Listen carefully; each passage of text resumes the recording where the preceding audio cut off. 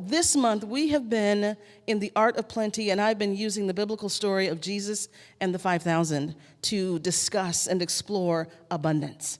And so if we go back to that story once again, and we are now at the point where Jesus has the 5 loaves and the 2 fishes, and he has already blessed them. He has looked up to source, right? He's looked away from the appearance of lack. He's looked up to source. He has blessed what is in his hands, and then he breaks it up and he begins to pass it to the disciples, right? And they begin to pass the food around. And an interesting thing happens. As that food begins to circulate, it multiplies. Right? As that nourishment, that sustenance begins to circulate through the crowd, it multiplies. Right? It doesn't multiply in Jesus' hands. It doesn't, all these bushels of food don't pop out of his hands. It begins to multiply as it moves through the crowd, as it circulates. And that is such a profound and beautiful metaphor for life. Right? Everything in life, from the blood coursing through our veins to the seasons, right? If something does not move, it dies, it stagnates. If water doesn't move, it stagnates, right? If blood is not moving through your body, what happens? You die. Yes. Right? Everything in nature, if the seasons don't happen, I don't know what would happen if we didn't have a season, but the seasons circulate. There is the natural order of things is circulation, things moving and moving and moving. Even for human beings right now, there's so much studies, particularly post-COVID, so many studies about sitting, right? Sitting still and how dangerous it is to be sitting so much at a computer because our bodies are meant to move, right? Circulation is life, literally, to our bodies. Right? Circulation within our bodies is life, literally, to our bodies. And so the law of circulation is life. It is a natural law, a natural order. And so here's the thing I want you to get when as we talk about circulate to multiply, is Ernest Holmes, the founder of Science of Mind, says, "Freely ye have received, freely give." When the law of circulation is retarded, stagnation results.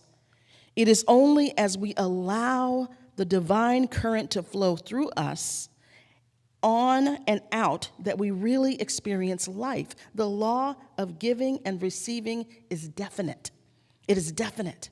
And so this law of circulation is seen everywhere. I love Ralph Waldo Emerson says, and I love this quote, "Let us take our bloated nothingness out of the paths of divine circuits," right? Yes, that's our jam here, right, to snap it up, right? Let us take our bloated nothingness out of the paths of divine circuits. And today I want to look at what are some of the ways that bloated nothingness gets in the way, right? And then we're not aligned with the rhythm of life, with the law of circulation. And so one of the things that when we're out of alignment, and let me just point this out. Someone mentioned this in a class or somewhere about when you have a garden hose and there's a kink in the garden hose, right? And then and the water can't flow, and you have to look around and figure out like where it is. As a kid, I used to love doing that when we were playing outside with the water, and I'd be the one to put the little kink in the hose, and my cousins didn't know what was happening. And so, what that metaphor is, though, is that it's really pointing to areas where we're constricted, right? Where we're restricting ourselves or constricting ourselves or holding on tight. And when we are in that phase, whether it's we're holding on to love and we're withholding, or whether we're withholding money, or we're withholding compassion, or we're withholding things that we need to do for our health, right? When we are withholding, it creates a kink in the hose of life, and it blocks other things, right? It blocks other things. And so what we're talking about today is how do we get the kinks out, right? How do we move into alignment with the law of circulation? And so there's 3 things I'm gonna share with you today about that. So one way to get into alignment really quickly is to give from your stress point. Here's what I mean. Give from that kink. Give from that area in your life where it feels restricted or scary. Because the restriction is actually fear. There's some fear. It's either, usually it's I don't have enough or I'm not enough, right? I'm not enough, I don't have enough, I can't give whatever this thing is, whether it's love, whether it's money, whether it's whatever, because I don't have enough of something else, right? So we're holding on, and we're holding on, and we're holding on, and wherever that is in your life, and I bet you can scan your life right now and you know exactly where that is, that's where you need to give, right? So if right now it's like fear is up about money, you need to give money. If right now fear is up about, I don't want to give so-and-so in this relationship, I don't want to be the one to speak first, I don't want to be the one to forgive first, I don't want to give love first, then that's where you need to give, right? I don't want to do whatever it is, right? I'm withholding whatever it is. I'm withholding something from myself. I'm withholding loving myself. I'm withholding valuing myself. That's where you need to give. That is where you need to give. And here's the interesting thing about giving from that stress point is it's what you then reveal, what you then experience may not be the exact same thing. Here's the interesting thing. Sometimes we can be withholding or restricting loving ourselves, and it shows up in some other way in our lives. Right? It may show up as dis-ease. It may show up as conflict. It may show up as any number of ways, right? We can be afraid and fearful and withholding money and holding on to it when actually we have plenty, but where it's showing up is perhaps your relationships are not where you'd like them to be, right? Or perhaps your health is not where you'd like it to be, right? It's not a one-to-one, like if sometimes it is, but sometimes we're withholding something and it's showing up in another area of our life as dis-ease, as lack, as limitation, right? So what I'm suggesting, what I'm offering, what I'm guiding, what I'm coaching you to do is look at your life, scan your life, and where are you withholding, and where is it stressful, where does it feel scary? That's where you must give.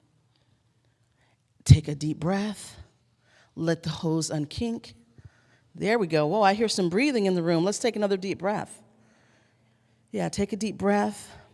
And let that hose unkink, and just imagine giving whatever it is that feels so precious and so valuable and so not enough. That's where you want to give. That's what you want to give. Okay, can y'all feel that? Yeah. So that is the first thing. Everyone's very quiet. Can you feel that? Okay. So that is the first thing, is that place that you are constricted is the place that will give you your mightiest blessing.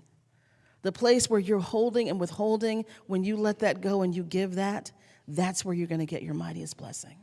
And it shows up in incredible ways in your life.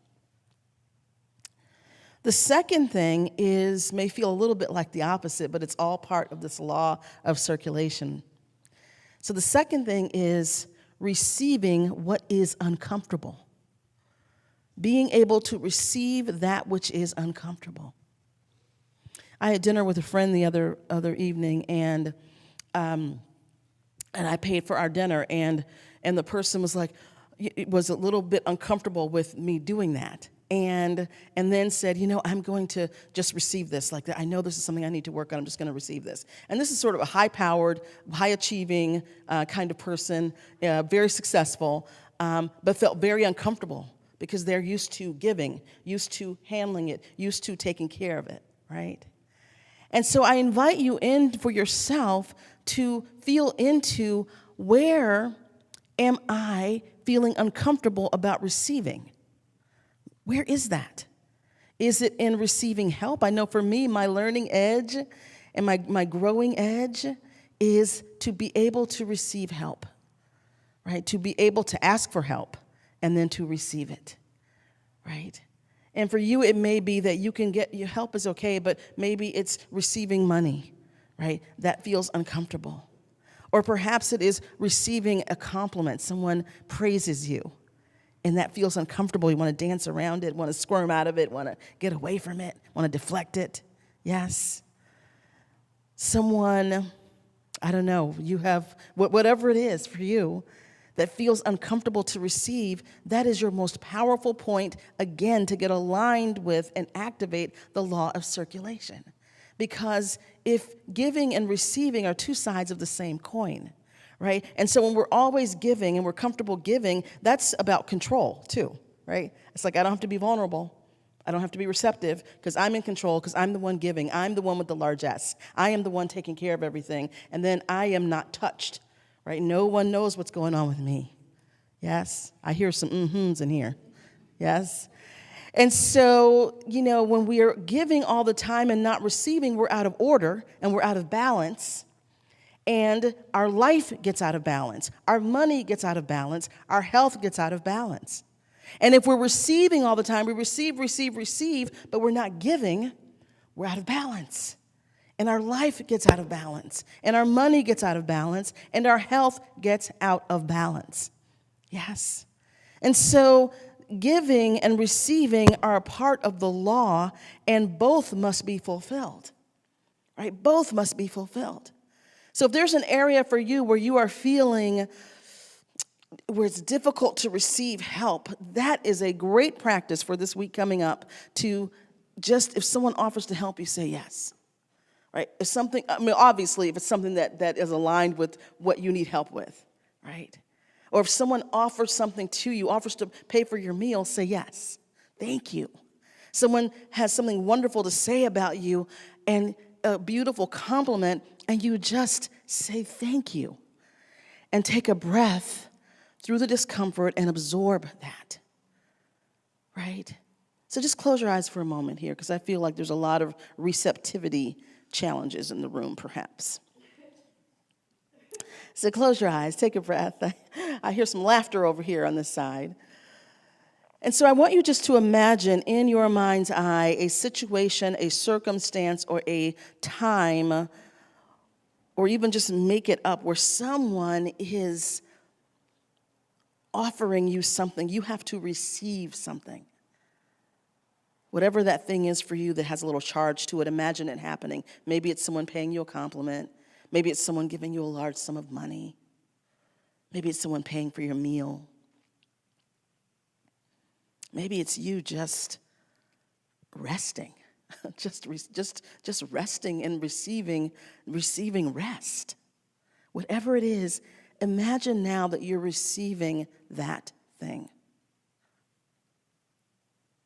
And feel if there's any discomfort there. And if there is, or even if there isn't, just take a nice deep breath and receive whatever it is and say thank you.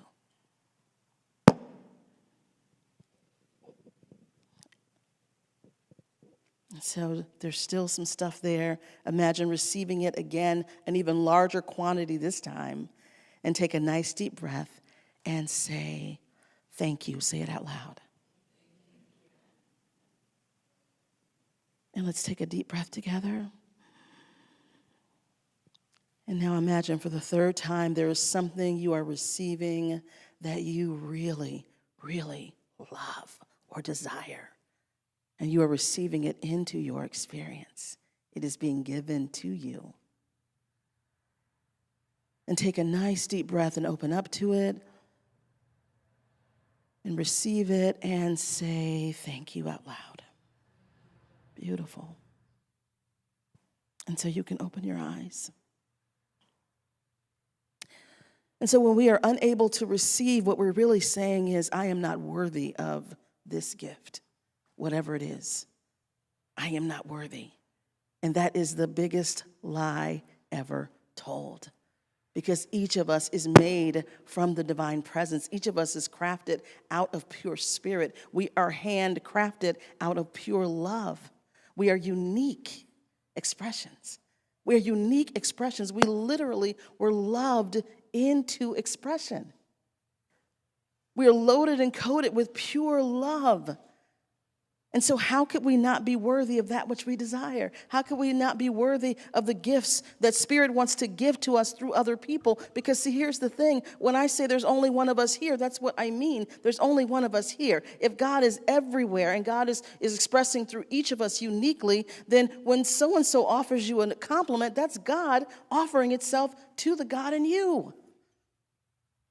right? When so-and-so offers you a windfall, $100,000 check or whatever it is, that is the God in them, God as source moving through that channel, offering it to you. So there's no way you cannot be worthy. There's no way you could not be worthy of whatever it is. So I want from this point forward, when you are offered something and it's time to receive, just take a breath. Breathe through that discomfort. Don't deflect it. Just feel it. Just feel the vulnerability and say, thank you. Thank you, God. Thank you, God, for showing up through that company whose stock doubled. Thank you, God, for showing up through such and such. Thank you, God, for showing up through my doctor. Thank you, God, for showing up through my customers. Thank you, God, for showing up through my friends who love me and speak truth to me. Thank you, God, for showing up as my mom, speaking truth all the time, reminding me who I am. Thank you, God, right? Receiving that. Yeah? So that's the second way we become aligned with the divine. We become aligned with the law of circulation.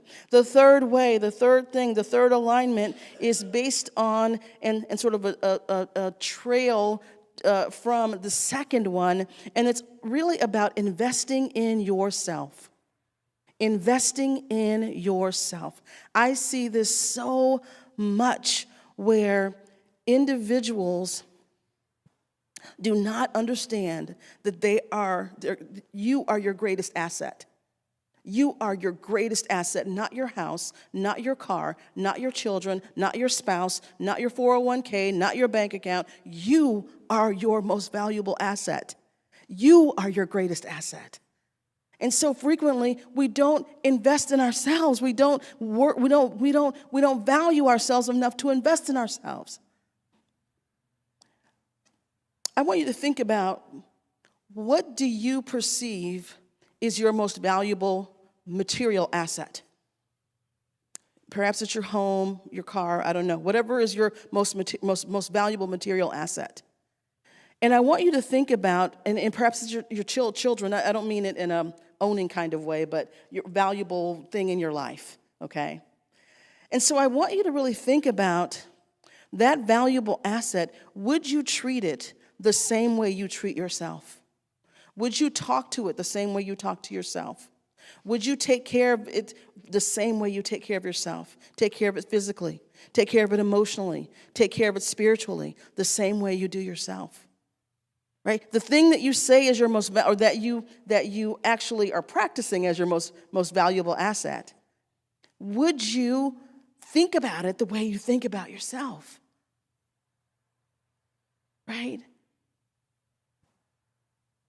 This is so important for us to get, because if you are treating a material object better than yourself, it's time to have a reckoning. It's time to wake up and go, wait a minute. What am I doing? How is this piece of clothing more important than I am? Why do I treat this clothing better than I treat myself? Why do I treat this house and take care of it and make sure things are repaired more than I take care of my own emotional well-being and make sure that's taken care of, or my spiritual well-being? Right? Why do I polish and shine up this car and take good care of that, but I'm really not taking care of something else related to me? I'm not investing in myself. Yes? And so I want you to really begin to look at for yourself, if you indeed are truly your most valuable asset, how do you invest in yourself in ways that create growth, that create transformation, that create vitality, right? That create energy? How do you invest in yourself in that way and begin to do that? And so it may look like, oh, you know what? I need to go to therapy, right? Or I need to get a coach, or I need to something else, right? I need to take classes. I need to show up on Sundays and make sure I'm being fed spiritually, right? I need to make sure my health is top tier and that I'm doing the things I need to do. I need to invest a little bit more in better food. Whatever the things are that need to happen, now is the time. Because if not now, when? If not now, when? When are you going to start? When is it going to happen? right? And so this is the time now to really be, really be investing in yourself as your most valuable asset. It may be as simple as you just need to rest more, right? You just need to rest more and say no to a few things. Uh-oh, I see some people being called out in the room over here. I think I struck a chord over here somewhere. It's like, go to sleep, y'all. Go to sleep, right? Get some rest. So this is the point I'm making, though, is that we cannot expect to have these fruitful, flowering, flourishing, thriving lives if we're not participating in the law of circulation, right? If we're not honoring ourselves, if we're not receiving, if we're not giving truly, not just on the surface, not giving manipulatively, not receiving manipulatively, truly giving and receiving, if we're not doing that, then we're stagnant. If we're not doing that, we are this stagnant body of water that's starting to stink a little bit, right? That's mossy and gunky, and what'd you say, Jenna? It's swampy, yes, it gets swampy, right? So if we're not in the movement, if we're not in the motion, if we're not in that law, if we're not allowing it to operate, then we are just stagnant beings walking the earth, AKA zombies, right? We're just zombies, just wandering around until we shuffle off the mortal coil. And that's not who we are here. Here we are alive, we are awake, we are seizing life, we are expressing life, we are one with the divine, we are thrilled and thriving and flourishing and prospering and creating. You know, this is a community of creatives and coaches and folks who are really wanting to be in this startup energy to create something and to be something and to transmit something and to amplify something that will change our lives and change the world. That's why we're here, right? This is why we're here. And so I invite you this week to do these three things. You're going to give from a stress point. You're going to breathe and give. You're going to receive where it's uncomfortable. You're going to breathe and receive.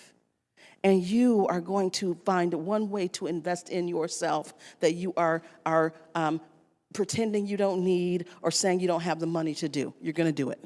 Invest in yourself. Yes? And then we will see where we are by next week. Can y'all do it? All right, let's turn within.